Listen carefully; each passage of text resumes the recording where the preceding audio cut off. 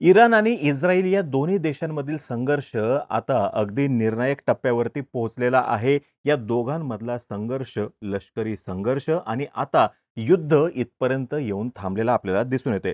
दोन्ही देशांमधील क्षेपणास्त्र आणि हवाई हल्ले आजही सुरू आहेत सलग 5व्या दिवशी. आणि असं असतानाच अमेरिकी लढाऊ विमानांचे इंधन देणारी 28 टँकर विमानं एकाच वेळी आखाती देशांकडे झेपावलेली आहेत अशी बातमी आहे. आणि त्याच्यामुळे आंतरराष्ट्रीय स्तरावरती एकच खळबळ उडालेली आहे. इस्रायलची पाठराखण करणाऱ्या अमेरिकेची विमानवाहू युद्धनौका USS निमित्झ ही सुद्धा सोमवारी सकाळी मध्य पूर्वेकडे गेलेली आहे अशी बातमी आहे. इराणनं तेल अवीवमधील अमेरिकेच्या दूतावासावरती सुद्धा हल्ला केलेला आहे. त्याच्यामुळे या युद्धाचा भडका उडण्याची शक्यता निर्माण झालेली आहे.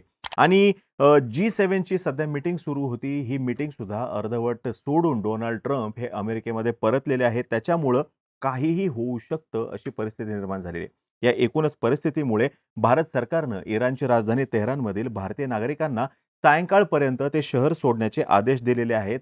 सध्या इराणमध्ये 10,000 भारतीय नागरिक आणि 1,500 विद्यार्थी अडकलेले आहेत. इराण आणि इस्रायलमधील वाढत्या तणावाच्या पार्श्वभूमीवरती या सर्व विद्यार्थ्यांना आणि नोकरीसाठी तिथं गेलेल्या नागरिकांना सुरक्षित स्थळी हलवण्यात येत असल्याची माहिती आहे. आता या सर्व एकूण परिस्थितीमध्ये इराणचे 30% क्षेपणास्त्र लॉन्चर नष्ट केल्याचा दावा इस्रायलच्या सैन्यानं केलेला आहे.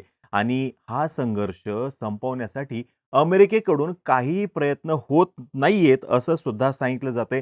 उलट अमेरिकेचे राष्ट्राध्यक्ष डोनाल्ड ट्रम्प यांनी इराणची राजधानी असलेलं तेहरान शहर खाली करा असा इशारा तिथल्या नागरिकांना दिलेला आहे. त्याच्यामुळे येणाऱ्या काळामध्ये नेमकं काय होईल याचा काहीही अंदाज लागत नाहीये. या युद्धाचे दूरगामी परिणाम भारतावरती आणि संपूर्ण जगावरती होणार आहेत. कारण की पहिल्या 2 दिवसातच कच्च्या तेलाच्या किमती जवळपास 10 ते 15% वाढलेल्या होत्या. आणि म्हणूनच या युद्धाचा अपडेट घेणं आणि त्याचं विश्लेषण करणं हे फार गरजेचं आहे. गेल्या 24 तासांमध्ये नेमकं काय झालं? ट्रम्प काय म्हणतायत? त्यांची भूमिका काय आहे? इस्रायलने नेमका काय इशारा दिलेला आहे? हे सर्व काही आज आपण जाणून घेऊयात.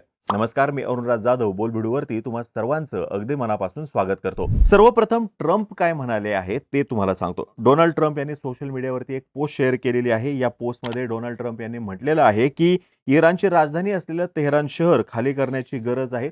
अणु करारावरती स्वाक्षरी न करण्याचा इराणचा निर्णय हा मूर्खपणाचा आहे. इराणनं या करारावरती स्वाक्षरी केली पाहिजे होती.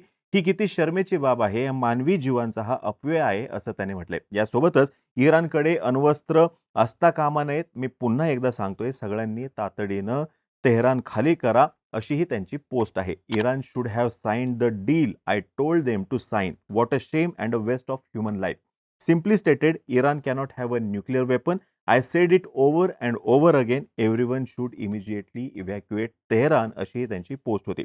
एक फॅक्ट अशी आहे की सध्या तरी अमेरिका युद्ध थांबवण्यासाठी काही करत असल्याचं दिसत नाहीये. राष्ट्राध्यक्ष ट्रम्प यांनी सांगितलं की त्यांना इस्रायलच्या या हल्ल्यांची आधीच माहिती होती. यासोबतच इराणचं म्हणणं असं आहे की त्यांना ट्रम्प यांच्याशी अणुकरार करायचा आहे. इराणचे परराष्ट्र अब्बास आरागाची यांनी रविवारी तेहरानमधील परदेशी राजदूतांना सांगितलं की आम्ही अणुबॉम्ब न बनवण्याबद्दल कोणत्याही करारासाठी तयार आहोत.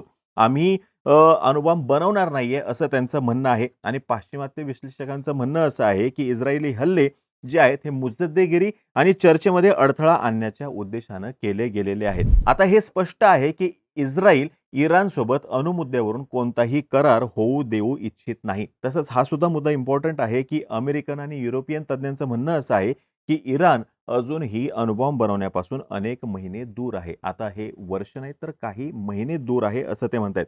तरी सुद्धा इस्रायलचे पंतप्रधान बेंजामिन नेतन्याहू यांना खात्री आहे की युरेनियम शुद्धीकरणाचा करार झाल्यास इराण भविष्यामध्ये अणुबॉम्ब बनवेल. आणि याच भीतीतून हा सर्व संघर्ष सुरू झालेला आहे. इस्रायलचे सर्वेसर्वा जे आहेत बेंजामिन नेतन्याहू यांनी या विषयाला धरून एक स्टेटमेंट केलेलं आहे. काल आपण म्हणालो होतो की इस्रायलचे परराष्ट्र मंत्री गिदोन सार यांनी म्हटलं आहे की इस्रायलला इराणमध्ये सत्तापालट घडवून आणण्याची इच्छा नाही आणि इराणच्या सर्वोच्च नेत्यांना मारण्याचा कोणताही त्यांच्या सरकारचा अजेंडा नाही. इस्रायलकडून इराणचे जे आहेत जवळपास 30 लष्करी अधिकारी जे आहेत त्यांना टार्गेट केलं गेलेलं होतं.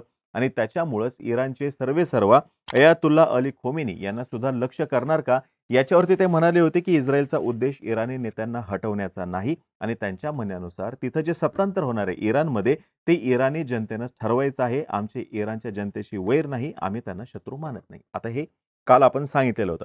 पण आता बेंजामिन नेतन्याहू जे इस्रायलचे पंतप्रधान आहेत, ते थोडंसं वेगळं बोलतायत. त्यांनी एक मोठं विधान केलेलं आहे. ते म्हणतात, "इराणचे सर्वोच्च नेते अयातुल्ला अली खोमेनी यांच्या हत्येनंतर हा संघर्ष संपेल." बेंजामिन नेतन्याहू यांनी एबीसी न्यूजला दिलेल्या मुलाखतीमध्ये खोमेनी यांना लक्ष्य करण्याची शक्यता नाकारलेली नाही. ते म्हणतात, की "पहा, आम्ही जे करायचं आहे ते करत आहोत.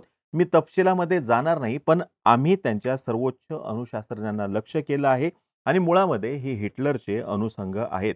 थोडक्यात इराणी नेत्याला संपवण्यामुळं संघर्ष वाढणार नाही, तर संघर्ष संपेल अशी एकूण इस्रायलची धारणा आहे.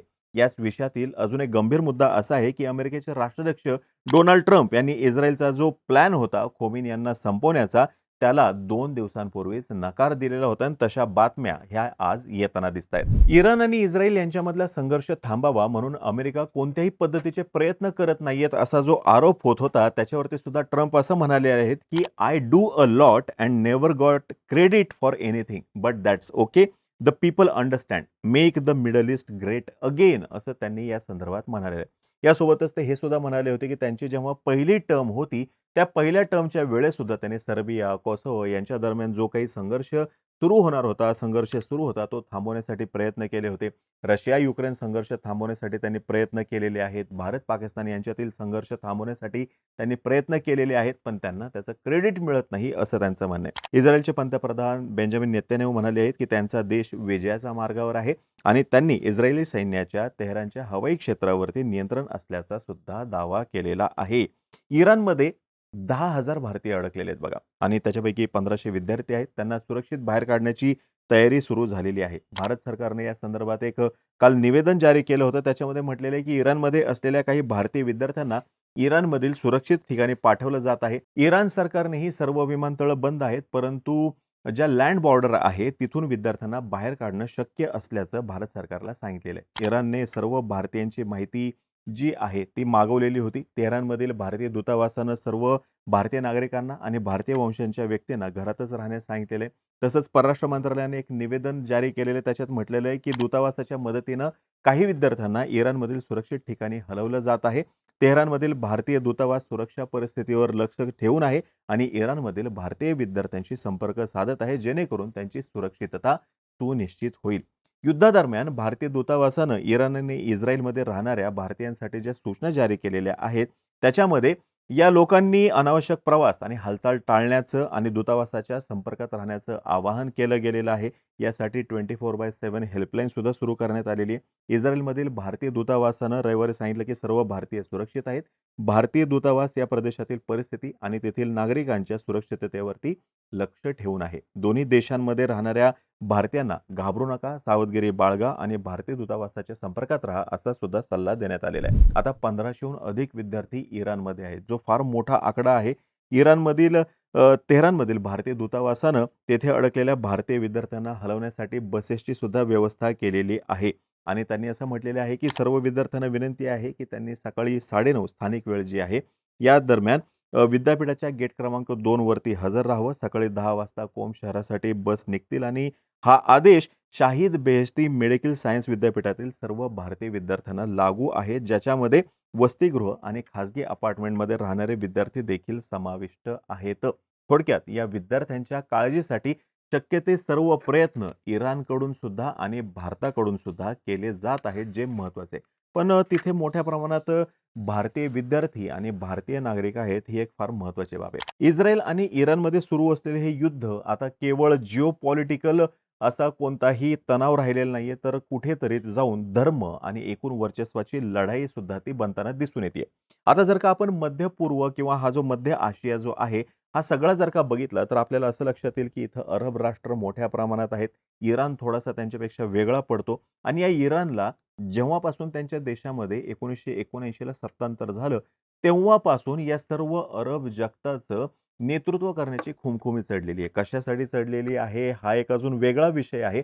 पण याच्यामुळं झालं काय आहे, तर त्यांनी संपूर्ण जगाचा आणि विशेषतः सध्या इस्रायलचा रोष ओढवून घेतलेला आहे. इनफॅक्ट अरब देशांसाठी सुद्धा इराण ही एका पद्धतीची डोकेदुखी बनलेली आहे. म्हणून कोणीही त्यांच्यासाठी मदतीला येताना दिसत नाही. उलट आपण काल एका व्हिडिओमध्ये असं सांगितलं, की यूएई घ्या किंवा सौदी अरेबिया यांसारखे देश ही इराणची डोकेदुखी कुठेतरी जाऊन थांबावी म्हणून इस्रायलला बॅकडोर पॉलिसीद्वारे मदत करताना दिसून येतायत. आता इस्रायल असो किंवा इराण असो, दोन्ही देश त्यांच्या धार्मिक प्रतीकांचा आणि श्रद्धेचा आधार घेऊन या संघर्षाला वैचारिक आधार देण्याचा प्रयत्न करताना दिसून येत आहेत. काल परवा इस्रायलचे पंतप्रधान बेंजामिन नेतन्याहू यांचा एक व्हिडिओ व्हायरल होत होता. त्याच्यामध्ये ते एक इस्रायलमधील उद्ध्वस्त झालेली बिल्डिंग बघतायत आणि ते म्हणतायत, की इराणकडे सध्या इतकीच शस्त्र आहेत, तरीसुद्धा ते इतक्या मोठ्या प्रमाणात विध्वंस करतायत. जर का त्यांच्याकडे अण्वस्त्र असतील, तर किती मोठ्या प्रमाणात ते विध्वंस करू शकतात, अशा पद्धतीचं त्यांचं स्टेटमेंट आहे.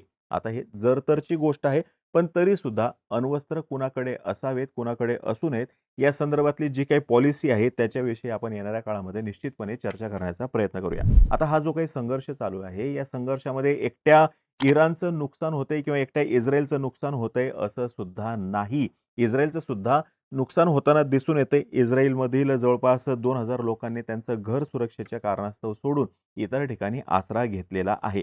आणि डोनाल्ड ट्रम्प यांचा हा आपण व्हिडिओ बनवण्याच्या थोड्या वेळापूर्वी एक स्टेटमेंट आलेलं आहे, की इराण अण्वस्त्र बनवण्याच्या अगदी जवळ आहे आणि त्याच्यामुळे त्यांनी हल्ल्यांची तीव्रता वाढवलेली आहे.